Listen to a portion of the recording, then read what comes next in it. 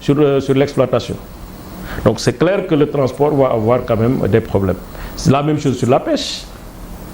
Nous, on avait exonéré le carburant sur la pêche pour 8 milliards de francs CFA par année. Vous, c'est-à-dire sous Macky Sall. Sous Macky Sall. Ce qui faisait que le litre du carburant pirogue était autour de 490-497 francs.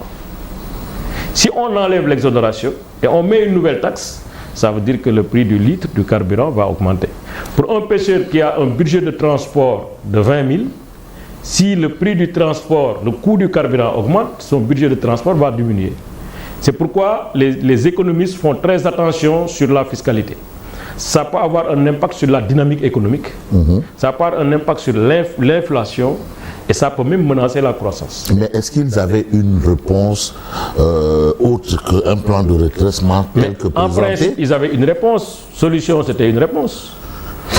Programme Diomaye, c'était une réponse. Ce qu'ils ont fait dans Sénégal, transformation 2050, en principe, c'est une réponse. Ce qu'ils ont fait dans le DPE, c'est une réponse. Il ne faut pas inventer des choses parce que simplement vous sentez que là, il y a une grogne qui monte, il y a une insatisfaction, il y a des attentes qui sont déçues. De plus en plus, le peuple bouge et ils ont les informations. Donc il faut les calmer de temps en temps par des petites piqûres de communication, de trucs, etc. Non, je pense qu'on doit être sérieux, avoir des rapports de vérité avec le peuple. Si le peuple doit s'engager pour faire des efforts davantage, il faut le dire. Mais il faut le dire, il faut le négocier, il faut en parler. Mais oui, pour moi, vraiment, c'est des mesurettes. Oui, des mesurettes qui touchent une population déjà fragilisée.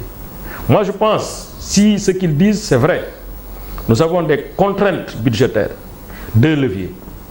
Il n'y en a pas 3, il n'y en a pas 4. Le premier levier, c'est le levier du dégraissage de l'État. Un vrai dégraissage. Dégraissage. Dégraissage. C'est-à-dire il faut le train de vie de l'État. Il faut dégraisser le mammouth. Il faut le dégraisser. Voilà. Et pour ça, il faut adresser les vraies questions. Ce n'est pas des histoires de restructuration, de machin. On l'a déjà fait, nous on a déjà restructuré. Presque, c'est pourquoi d'ailleurs ils ont des problèmes pour dégraisser sur des points qui sont des points objectifs. Nous, on a supprimé 50 000 agences pour un coût de plusieurs milliards. On a réduit la facture téléphonique de l'État. On a pris un décret. On avait pris un décret. Vous avez réduit 50 agences. 59. 59 agences, oui. On a limité les factures de téléphonie, d'eau, d'électricité de l'État, etc. Nous avons rationalisé. Nous avons rationalisé le transport des ministres, des DG, etc. en prenant un décret pour interdire l'achat de nouveaux véhicules. Nous avons cassé les conventions sur les entretiens de véhicules, etc. qui faisaient truc. Ce qui reste aujourd'hui, si on veut faire encore comme nous on avait fait en son temps, c'est d'abord tout ce qui est dotation de carburant, on les revoit à la baisse. 3 000 litres, 6 000 litres pour le président de l'Assemblée nationale, pour moi c'est trop. Autant de litres pour le Premier ministre, pour moi c'est trop. Il faut donc réduire. Il faut réduire la taille des cortèges du président, du Premier ministre, de l'Assemblée nationale, des ministres, etc. Parce que c'est des coûts. Il faut réduire les salaires des ministres. Pour donner le bon exemple, commencez par vous. Commencez par dire, nous on réduit à 50% parce que la situation demande ça. On réduit à 50% les salaires, les traitements, etc. Parce que les postes les plus importants dans l'exécution de nos dépenses au Sénégal, c'est quoi? Sur un budget, 50% ou 55% des dépenses, c'est la masse salariale et c'est le service de la dette. Mais oui, mais vous semblez avoir tout réglé apparemment. Et pourtant, les tenants actuels du pouvoir disent avoir hérité aussi d'un pays sans dessus. Tout le monde hérite. Souvent, dans nos deux pays, on ne s'appelle pas pays moins avancés. Mais pays en ruine. Le mot ruine, c'est quand même... C'est ce mot qui a ruiné le pays. Lequel? C'est quand quelqu'un qui est un dirigeant, on lui donne un pays, il doit faire le marketing de ce pays. Il doit rassurer les partenaires techniques et financiers, parce que l'économie c'est de la psychologie.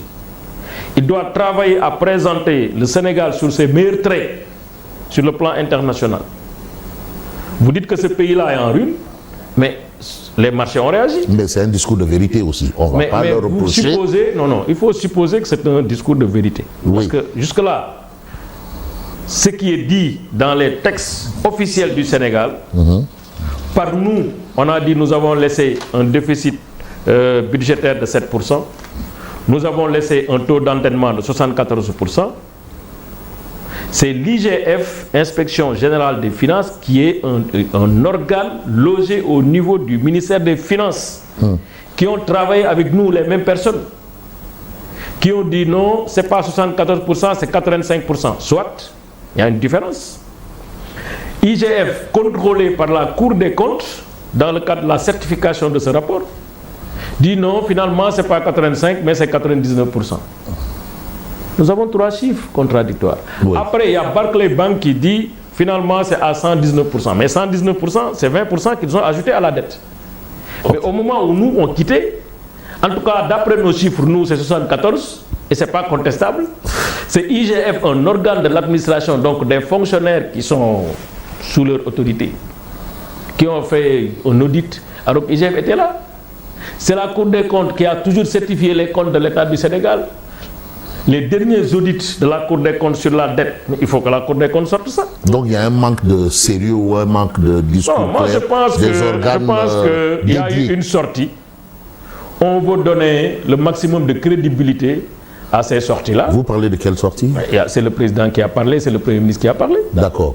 Donc on essaie un peu de donner une vérité à ces trucs. Donc on le fait sur la base des rapports, qui sont des rapports manifestement commandés. À ce niveau-là, quand même de responsabilité. Parce qu'ils sont dans le djébané.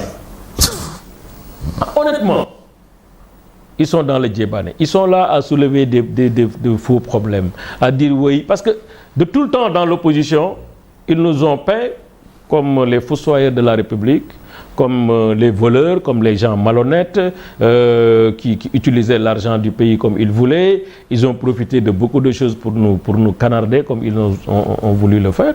Mais ils se sont rendus compte, ils sont toujours dans leur logique. Dans leur logique de djébané tout le temps. Même les grands moments où on doit parler d'économie, on doit parler de finances, on doit parler de social, on doit parler de rassemblement, d'unité, de mobilisation de toutes les énergies, ben, leur discours, malheureusement, ça perle. Mais leur discours aussi, c'est le djoub-djoub-djoub-djoub. Mais pour moi, c'est djoub, parce que ce plan-là, c'est une grosse erreur. Plan de redressement. Mais c'est évident. Pour moi, déjà, c'est un plan qui n'a pas d'objectif clairement identifié. On ne sait pas ce qu'ils veulent avec ce plan. Ce plan-là a des problèmes de cohérence avec le document de programmation budgétaire. Ce plan a des problèmes de cohérence avec l'agenda 2050. Mais écoutez, donc on ne peut pas quand même... et pour moi, ça reste un plan aérien. L'objectif, c'était de communiquer et de calmer le jeu. Parce que simplement, ils n'ont pas de solution. Donc il y a une volonté de vouloir taxer à tout va. C'est ce que vous retenez. Mais ça, c'est clair. D'ailleurs, vous parlez même de vouloir taxer l'air que nous respirons. Mais bien sûr. Là, parce que quand on taxe les loisirs, c'est-à-dire les jeux pour les jeunes, généralement. Le tabac, parce que bon, on va aller de 70% à 100%. Donc ça veut dire que la cigarette va continuer à... Je ne suis pas un fumeur, hein, je suis contre